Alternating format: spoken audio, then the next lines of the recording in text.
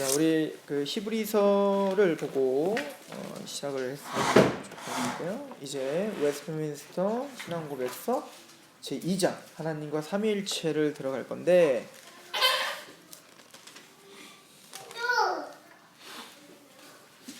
제가 히브리서라고 그랬네요. 호세아서입니다. 호세아서. 자, 호세아서를 같이 보고 가겠습니다. 6장 1절부터 3절까지 보고 가겠습니다. 같이 한번 읽어볼까요? 시작. 오라 우리가 여호와께로 돌아가자. 여호와께서 우리를 찢으셨으나 도로 낫게 하실 것이요 우리를 치셨으나 싸매어 주실 것입니다.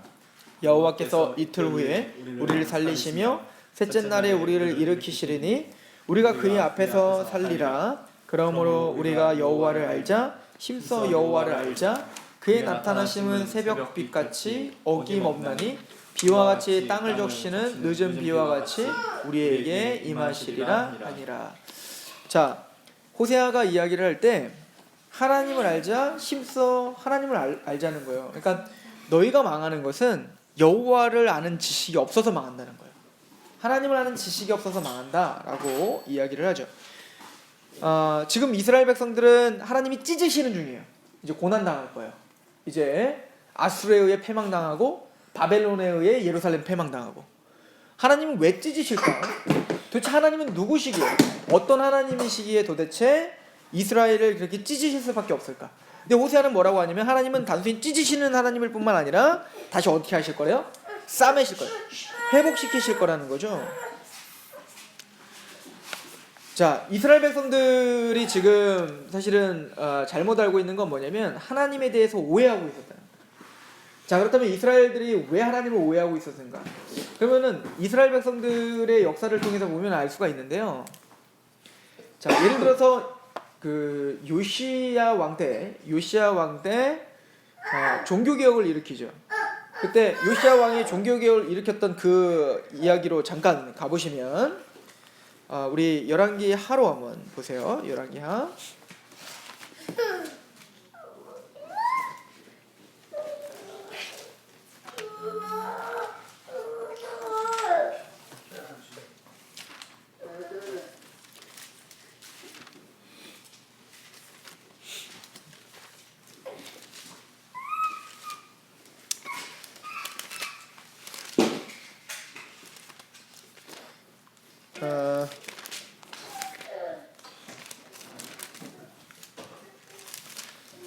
자, 우리 어디를 보시냐면 열왕기하, 잠시만요.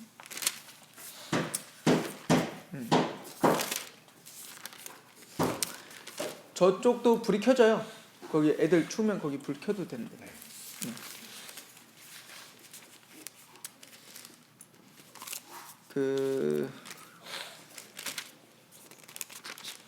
어디야?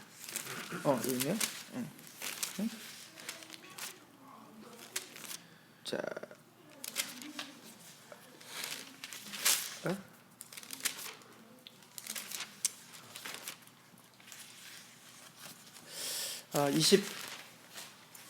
22장을 한번 보십시오. 22장.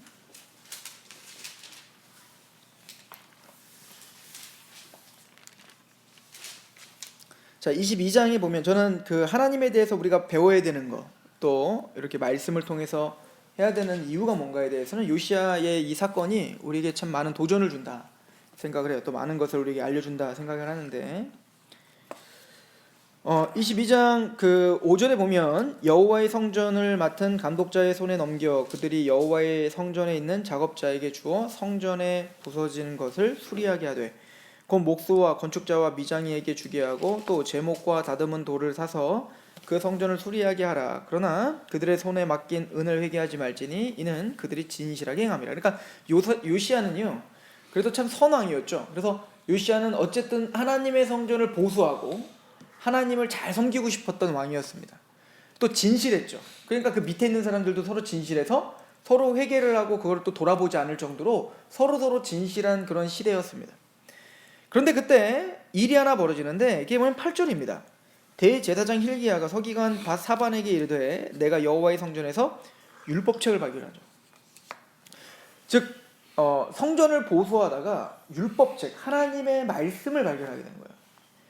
그러니까 우리는 사실 이걸 읽을 때 충격을 받아야 된다고 했죠. 왜냐면 지금까지 성전 제사가 있었고 제사장이 있었고 선지자들도 있었고 왕도 있었고 그 수많은 지도자들이 있었는데 그 어떤 누구도 율법책이 없는데 그거에 대해서 궁금해하거나 문제 삼지 않았던 거예요. 그리고 또 그 성전 제사에 대해서 절기를 지키고 이런 것들에 대해서 또 율법을 지키며 살았을 거 아니에요. 그런데 그들은 율법책이 없어도 종교 생활에 전혀 지장이 없었던 거예요. 이게 사실은 충격이었던 거예요. 요시야전 이전에는 그러니까 율법책이 없었다. 자, 그런데 이 요시야가 율법책을 직접 발견합니다. 그럴 때 제일 먼저 했던 게 뭐냐면 9절 서기관 사반이 왕에게 돌아가서 보고하여 이르되 왕의 신복들이 성전에서 찾아낸 돈을 쏟아 여호와의 성전을 맡은 감독자의 손에 맡겼나이다 하고 또 서기관 사반이 왕에게 말하여 이르되 제사장 hil기야가 내게 책을 주더이다 하고 사반의 왕의 앞에서 읽음에 왕이 율법책의 말을 듣자 곧 그의 옷을 어떻게 해요? 찢어요. 그게 선왕이었고 어쨌든 하나님의 말씀 앞에 열심을 냈었던 그 요시야지만 정직하게 행했던 요시야지만 하나님의 율법책을 읽게 하고 그 율법책 앞에 섰을 때 어떤 일이 가슴을 옷을 찢더라는 거예요. 즉 하나님의 말씀 앞에 섰을 때 자신의 신앙과 자신의 삶과 자신의 모든 것이 뭐예요? 죄악투성인 걸 깨닫게 되는 거죠. 근데 율법책이 있기 전에는 어때요? 아무 문제 없이 살았단 말이에요. 아무 문제 없이 그냥 종교 생활을 했고 아무 문제 없이 성전 제사를 드렸고 아무 문제 없이 율법책이 들어오니까 어떻습니까? 이게 잘못됐다라는 자각이 생기고 애통함이 생기더라는 거죠. 이게 사실은 나중에 오늘은 찾아보지 않겠지만 에스라서를 봐도 똑같고 느헤미야서를 봐도 똑같아요. 느헤미야도 율법책을 보고 거기에 가슴을 찢고 통회하는 장면이 있죠. 그렇죠? 그래서 이 요시야는 그 율법책을 기준으로 이제 종교개혁을 일으키기 시작하는 거예요. 그게 이제 그 유명한 요시야의 종교개혁인데요. 어떤 종교개혁들이 있는지 이미 우리가 설교를 통해서 한번 봤던 말씀들입니다. 열왕기하 4절 우리 그 23장 4절을 보세요.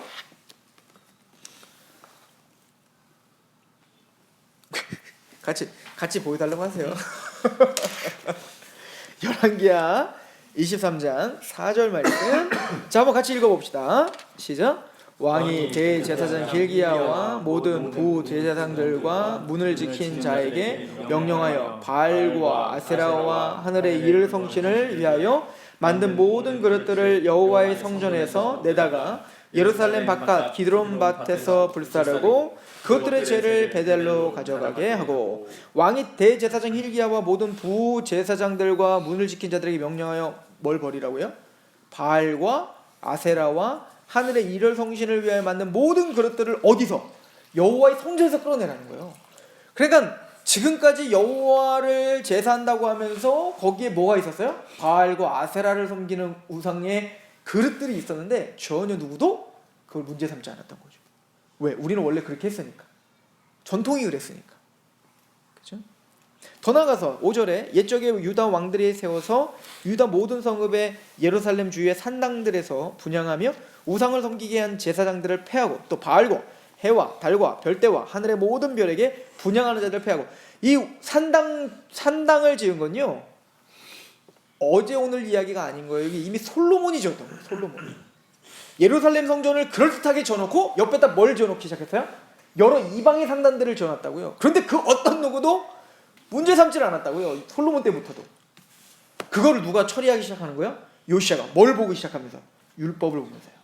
하나님 말씀은 그게 얼마나 하나님 앞에 무례한 행동이었고 하나님을 모독하는 행동인가를 깨닫게 된 거죠. 더 나가서 더 우리가 충격적인 이야기들이 계속되는데 6절 또 여호와의 성전에 아세라상을 내다가 예루살렘 바깥 기드론 시내에 가져다가 거기서 불사르고 빻아서 가루를 만들어 그 가루를 평민의 묘지에 뿌리고 그러니까 아세라 상까지 아예 예루살렘 성전에 딱 서 있었는데 어떤 누구도 이게 우상이라고 말한 적이 없네요. 재밌죠. 예를 들어서 우리 교회에 딱 왔는데 불상이 있는데 불상을 보고도 아무렇지도 않게 예배 드리는데 전혀 지장이 없다고 한번 해봅시다. 말도 안 되는 거 아니에요? 근데 왜 그랬을까요? 그렇게 해왔기 때문에 그런 거예요. 마찬가지로 이렇게 사람은 무지한 거예요. 내 감정, 내 지식은 그만큼 요동치는 거예요. 내가 뭔가 느낌이 좋으면 그게 진리라고 금방 둔갑시켜버리고, 또 우리가 원래 이렇게 행했어 라고 하는 것이 또 우리의 관습과 우리의 정통이 진리라고 우길 수 있는 사람들이 우리인 거예요. 사람들이 날카롭게 막 신앙을 갖고 따지는 것 같지만 자칫 그게 내 사상이고 내 철학일 수도 있다는 거예요. 그죠? 그래서 사도 바울이 디모데에게 뭐라고 하죠? 너희는 헛된 철학을 버리라는 거 아니에요? 인간은 그럴 수 있다는 거예요. 말씀이 아니라 내 사변과 나의 감정을 가지고 누굴 만드냐면 하나님이라는 분을 만들어버리는 겁니다. 그럼 내 식대로 섬기는 겁니다. 그리고 그걸 옳다 하고 그 열심을 갖고 하나님 앞에 의롭다함을 받으려고 하는 거죠. 이걸 우리는 뭐라고 하냐면 우상숭배. 아무리 그걸 예수님, 복음, 하나님, 여호와 그런 걸로 포장하더라도 성경은 절대 그건 뭐라고 하냐면 우상숭배. 출애굽기를 가봅시다.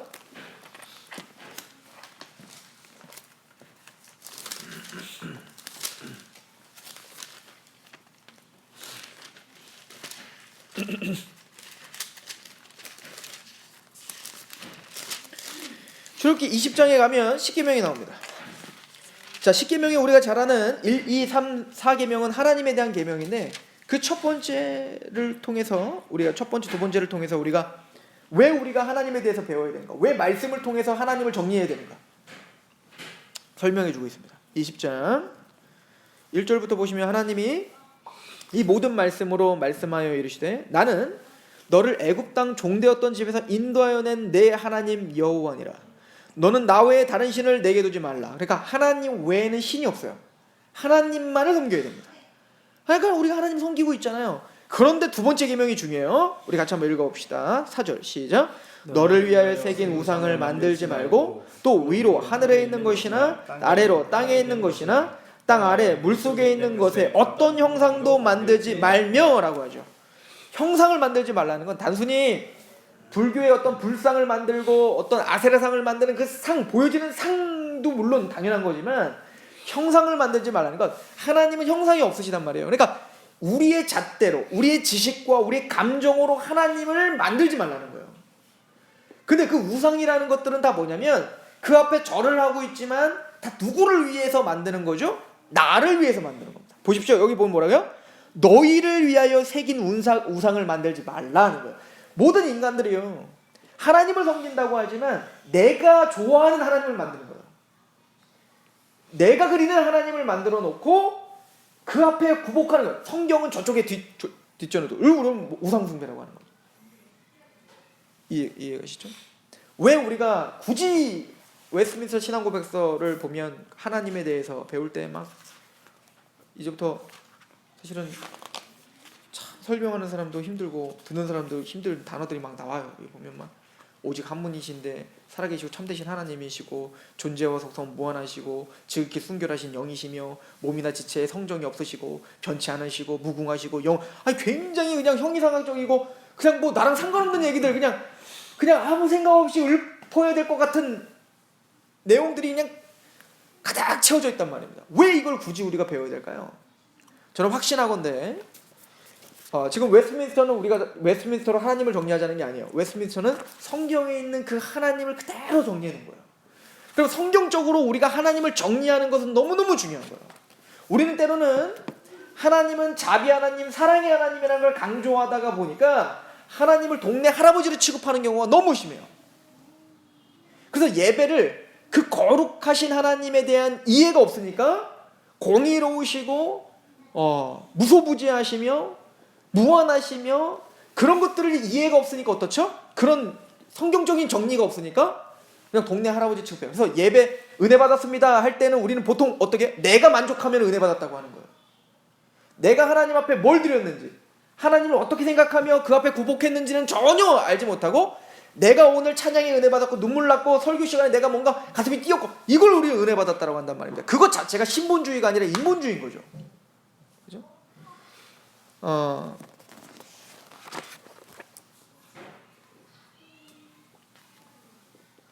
그래서 우리는 성경에 기록된 하나님이 우리에게 계시하신 그 계시대로 하나님을 빚어놓는 거. 그러니까 우리가 하나님을 빚으면 안 되는 거예요. 하나님이 우리에게 알려주신 그 하나님만을 우리는 그대로 받아들이는 거. 그렇죠? 그런 의미에 우리는 삼위일체 하나님에 대한 이 성경 공부가 너무너무 중요하다. 또 이 하나님에 대한 정확한 이해와 또 하나님이 누구신지에 대해서 아셔야 앞으로 진행되는 모든 교리가 사실은 거기에 다 결부가 되어 있다는 걸 이제야 제가 깨달아요. 사실은 구원론은 굉장히 현실감이 있잖아요. 우리 죄인입니다. 근데 예수님을 주셔서 그 사랑으로 우리를 구원해 주셨습니다. 굉장히 현실감 있고 은혜가 되는데 사실 하나님에 대한 교리는 별로 현실감이 떨어지니까 뭔가 무미건조한 거예요. 그냥 그런가 보다 하고 배우는 거죠. 근데 전혀 그렇지 않다. 왜냐면 이 하나님이 없다면 예수 그리스도를 내어주신 의미가 다 퇴색돼 버리는 거예요. 예수님의 십자가의 은혜를 우리에게 약속해 주셨지만 그분이 신실하심의 본성을 우리가 믿지 못한다면 그게 우리가 어떻게 믿어지겠냔 말이에요. 십자가의 은혜가 정말로 내 죄를 씻어줬다고 어떻게 믿겠냔 말이에요. 또한 하나님의 능력 많으심, 무한하심 이런 것들을 우리가 알지 못하면 우리가 어떻게 그 십자가의 은혜가 나의 과거의 죄, 지금의 죄, 또 미래의 죄까지 완전히 씻을 수 있는 능력이라는 걸 우리가 어떻게 믿을 수 있겠냔 말이에요. 또한 우리는 때로는 이렇게 생각을 할 수가 있죠. 하나님 앞에 우리는 필요한 존재이기 때문에 우리가 없다면 하나님의 일이 안 이루어질 거야 라고 하는 잘못된 사상들. 그러니까 뭔가 하나님이 아쉬우시면 저를 살려주십시오 이런 사상들. 제가 옛날에 기도할 때 그랬던 것 같아요. 하나님 나한테 이거 안 들어주시면 나 그냥 확 주님 안 믿습니다 이런 사상들. 이거는 하나님이 자유로우시다, 하나님은 그 어떤 외부적인 것에도 전혀 얽매이거나 그것에 굴복하거나 그러지 않는 독립체이시다라고 하는 걸 이해 못할 때 그런 고백들이 나오는 거죠. 하나님은 우리가 없어도 충분히 완전하시고 충분히 서로 만족하시며 하나님의 일을 하실 수 있는 분이에요. 돌들로라도 하나님의 복음을 전하게 하실 수 있는 분이시다. 이런 이해가 없다면 우리가 하나님께 쓰임받는 것이 얼마나 은혜인지를 이해하지 못하는 거죠. 그래서 우리가 아마 이 하나님에 대한 이 구절들을 하나하나 우리가 해나가면서 그 하나님을 배우게 될 것이고 그것이 실제적으로 우리의 신앙에 얼마나 지대한 영향을 끼치고 있는가를 배우게 되실 것입니다. 우리는 우리의 만들고 싶은 하나님을 만드는 사람들이 아니고 우리가 섬기고 싶은 하나님을 금송아지 만들어 놓고 이게 나를 구원하신 여호와다 라고 말하는 우상 숭배자들이 아닌 거예요. 그래서 우리는 성경에 집중해야 되고 성경이 말하는 그 하나님을 우리 드러내야 되고 그 드러내신 하나님을 정리해야 될 필요가 있습니다. 그래야 우리 신앙이 바르게 됩니다. 기도하겠습니다. 하나님 아버지 너무나 감사합니다. 우리가 이제 하나님에 대해서 그 하나님의 본성과 또 하나님의 누구신지를 우리가 배울 터인데 우리의 생각과 마음이 부서지고 하나님의 말씀만이 우리를 다스려 주옵소서. 그 말씀만이 말하고 있는 하나님을 우리가 제대로 알고 제대로 하나님을 아는 지식을 갖고 섬길 수 있도록 도와주옵소서. 예수님의 이름으로 감사하며 기도합니다. 아멘.